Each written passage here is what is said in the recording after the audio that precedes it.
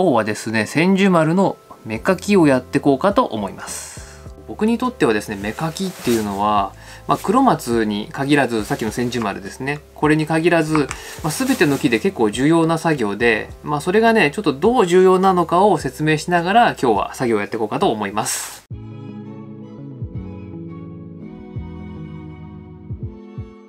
芽かきっていうのは何かっていうとですね、この先端にある芽、今3つほどあるの見えますかね。このうちの、不要な部分を取っちゃって、で使うとこだけ残そうっていう作業ですね。この場合だと今ここに123って3つあって、二股にしたいので真ん中をこんな感じで取っちゃいます。基本これだけ。その芽かきのですね、一体何が大事なのっていうところなんですが、作る過程ですね、芽がたくさんあるとですね、後で剪定しなきゃいけなかったりだとか、あとその芽がたくさんある部分だけやたらとね強く伸びてったりするので、そのためにこの作業をやってます。芽が多いとこほどねやっぱり太くなるし勢いが強くなるし、それに対して上が芽強いと下がねだんだん弱っちゃったりするので、そのバランスを取ったりっていう、そういう風にやったりするためのものですね。芽かきの他にも芽摘み、この後どんどんね伸びてきて、臓器とかだとわーっと伸びてくるのを途中で切っちゃう芽摘みですね。そういうのがあります。で、僕の場合は剪定というよりかはこの芽の処理だけでほぼ作ってると言っても過言ではないので、一応こうやって針金はかけてますけど、大きく太らせてこうねウィーンと伸ばして長く伸ばして伸ばした分だけ力をつけて元を太らせようっていうのは僕はほとんどやってないので、もうこの作業が、僕にとって一番大事な作業と言っても過言ではないと。でこれ自体はですね他の木でもできる、臓器でも同じようにやった方がいいものではあります。でそれをやらないとどうなるかっていうと、このイワシではですね結構気合が入ってなくてほったらかしにした木なんですね。なのであっちゃこっちゃに太い枝抜いた跡が見えますかね。不要芽ってねほっとくと、そのまま伸びるので不要な枝になります。で不要な枝になった場合、最終的にそこはいらないというふうに判断した時は、こんな感じで切らなきゃいけなくて、その場所が傷としてどうしても残ってしまうんですね、木にこうやって。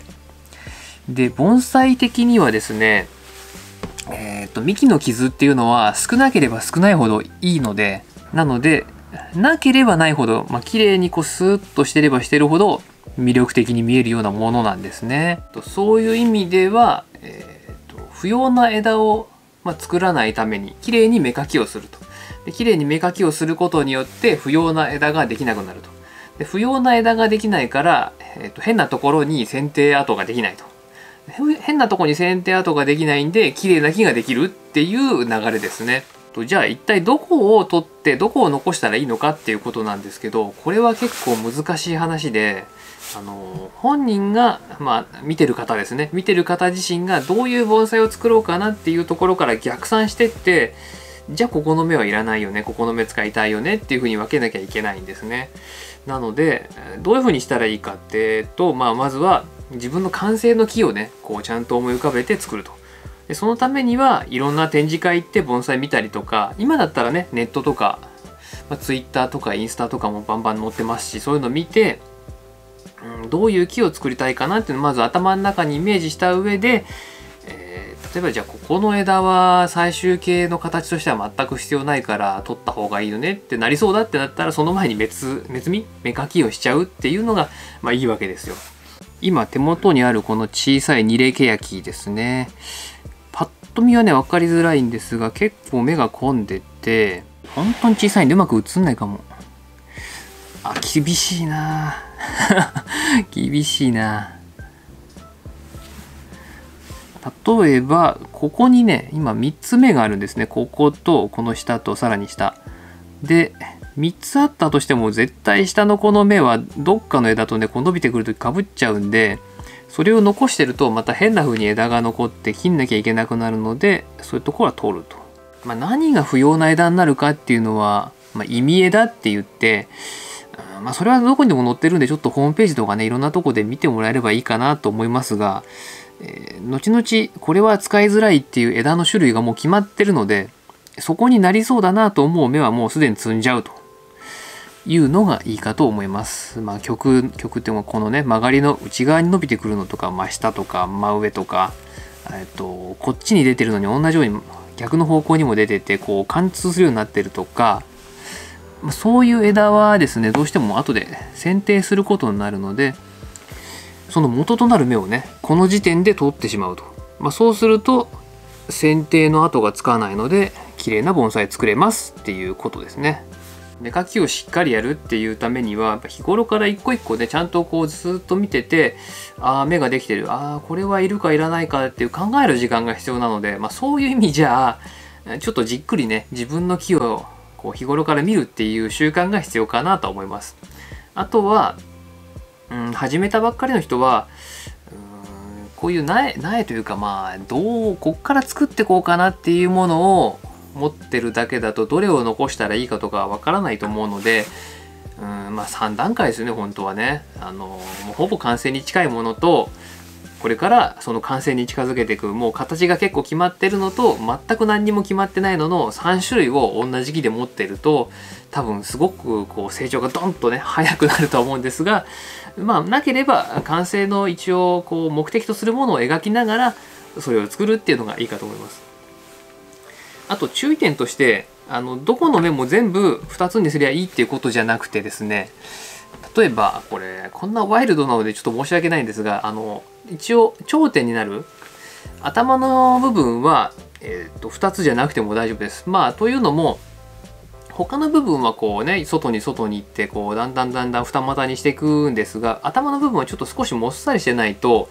木のバランスとしてね寂しい感じになるので、そこだけは3つも4つも芽があってこうもっさもさになっても大丈夫です。そんな感じでですね、あんまり弱い芽を残してもダメなんですが、ほどほどに弱そうな芽にねこう力を上げれるようにそこを二股にしながらね、二股じゃなくてもいいんですけど一応分かれるようにしながら芽をね取ってってあげます。強い芽を取って弱い芽を残す理由はですね、ちょっと待って、ここだけ取らしてやっぱりね強い芽ってその伸びも強いんですよ。で盆栽としてはやっぱりあんまりこうぐわーっと伸びてるものよりしっかり締まってる方がかっこいいので、強い芽を残さないで弱い芽でこう締まった盆栽を作ろうという思いというかやり方ですね。作り方によっては強い芽を残す必要はもちろんあると思います。ここはとりあえず一気にこう伸ばしたいっていう時は強い芽残しておいてギュイーッと伸ばして針金でグイッと曲げて作るとかっていう方法もあると思うので、それはもう自分がどういうふうに作りたいかっていうのをちゃんと考えた上で、そこを残してもらえばそれはそれで OK ですんで、それもねちょっとやってみないと分かんないとこあると思うので、一鉢だけじゃなくて何鉢もなんか持っといていろいろ試してみるのがいいかなと思います。困ったら真ん中の強い芽だけを取っといてあと考えようっていうだけでもいいと思いますんで、そこだけでもねやっとくと結構違うと思うんで是非やってみてもらえればなと思います。すごくその芽かきって地味な作業であんまり盆栽っぽくない感じなんですけど、針金かけたりとか植え替え思いっきりしたりとか剪定ドンと切ったりとか取り木したりとか針金言ったな針金言ったなそういうのじゃないんですが、これが結構後々、変わってくると思うので、是非ね自分の木をじっくり見てこの芽は使わないからいいかなとかこっちは使いたいなとかっていうのをねこう見て考えてもらえればなと思います。はい、今日もご視聴ありがとうございました。また次回お会いしましょう。ではまた。